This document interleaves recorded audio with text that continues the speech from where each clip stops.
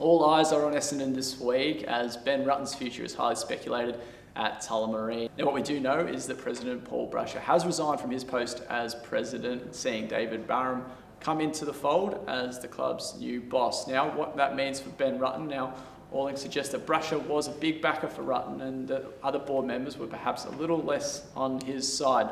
So Barham's inclusion certainly could spell an end for Rutten. There's further talks at the club today, while Rutten told media on his way into the club that while the situation wasn't ideal, his focus is strictly on this week and playing the Tigers on Saturday night. Now, no decision as of yet on Rutten's future, while the club seemingly have backed him in for now. His job certainly isn't safe and is likely seen as untenable.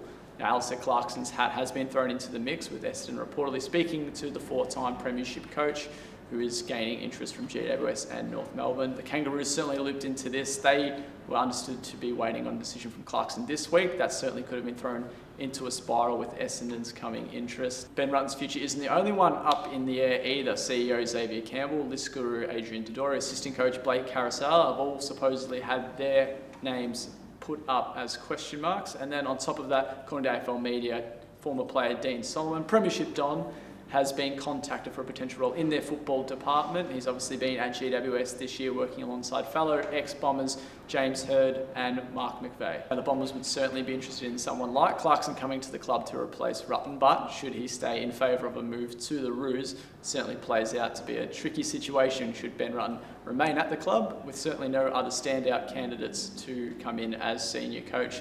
Now, there is one game left in the season. Whether Rutten coaches out that game and is removed the following week remains to be seen, but he's certainly focused on this week's game, finishing out the season against Richmond, but there's certainly plenty to play out in the next 24 hours at Essendon.